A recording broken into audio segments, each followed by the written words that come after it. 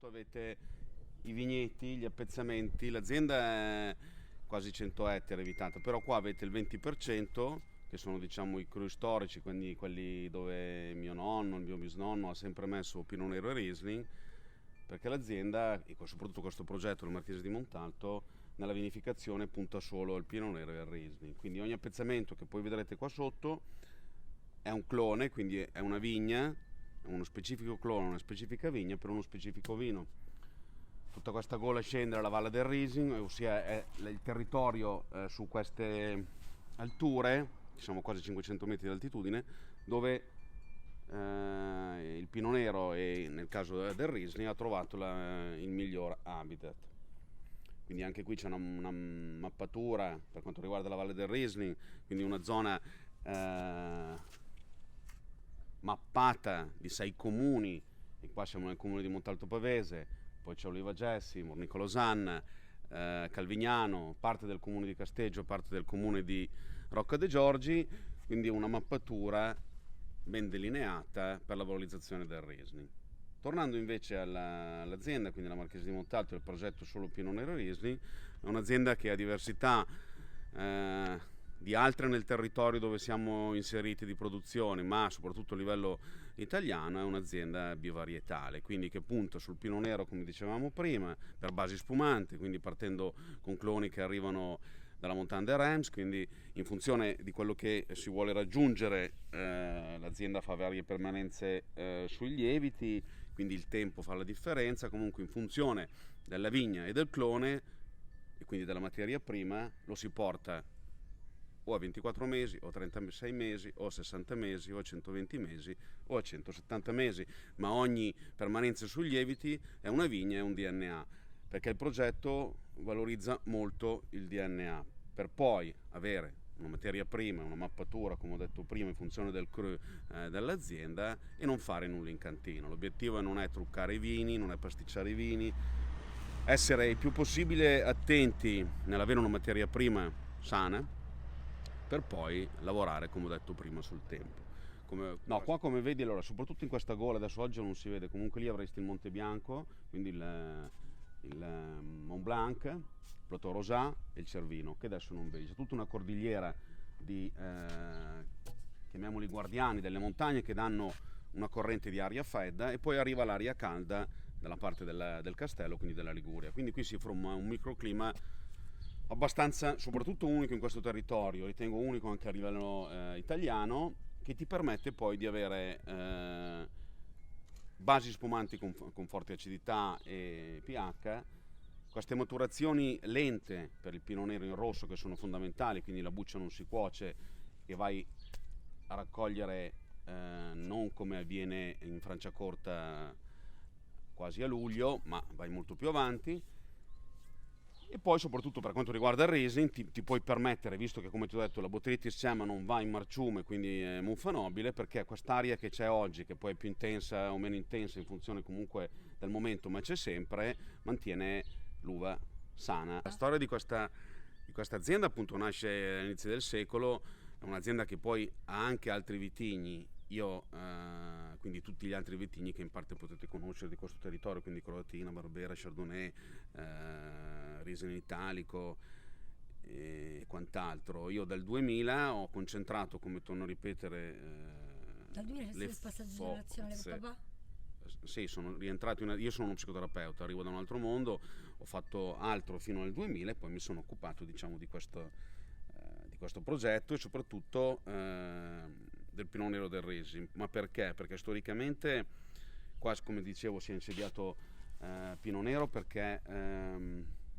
la smontizzazione che in Italia è nata in Piemonte, il Piemonte non aveva con la Cinzano, con la Riccadonna e con la Martini negli anni 70 non aveva come si dice, grandi basi per fare metodo classico, e quindi ha iniziato con l'Università di Milano a far impiantare in questo territorio abbastanza vicino al Piemonte cloni per base spumante, e da lì si è iniziato a impiantare Pinot Nero, cercando sempre attraverso ricerche prima del suolo, poi del clone, di avere ottimi risultati. Quindi si è insediato il Pinot Nero. Il Riesling ha un insediamento austro-ungarico, quindi con l'invasione austro-ungarica in qualche modo è stato portato questo vitigno, che però è il Riesling italico, per la truppa. Poi chi è stato più accurato nella ricerca, quindi nella valorizzazione, ha iniziato a impiantare Riesling Renano. Quello che voi, torno a ripetere, vedete qua sotto nella Valle del Riesling è solo Riesling Renano. Quindi, per rispondere alla tua domanda, c'è una vocazione del territorio. Quindi qua il Pinot Nero sta bene, perché se tu il Pinot Nero lo metti, se lo Chardonnay lo metti nel deserto viene, il Pinot Nero se lo metti nel deserto non viene, e il Riesling è più o meno la stessa cosa. Quindi un insieme di fattori storici uniti a delle vocazioni del suolo, e poi a, diciamo, anche a questa ricerca che io, ma non perché sono io o io l'ho fatta, ma di andare a trovare il DNA più opportuno per poi fare il vino quasi eterno, no? Perché tutto ciò che viene fatto, ogni botte è una vigna, quindi tutte piccole particelle, rimane il vino di solito circa un anno in vasca d'acciaio, messo in bottiglia, in funzione poi, il metodo classico ovviamente viene tirato ogni anno e poi lasciato fermentare in funzione della permanenza sui lieviti da un minimo di 3 anni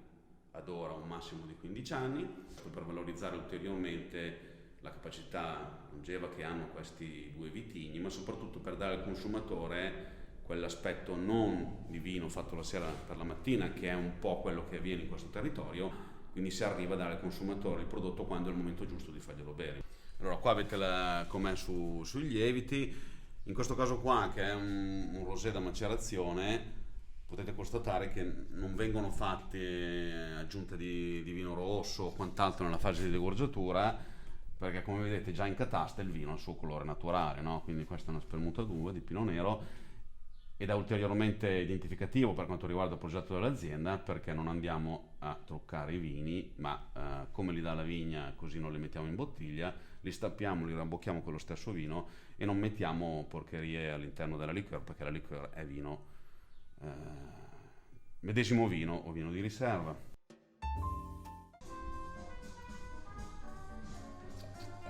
Come sentite, questo è totalmente secco,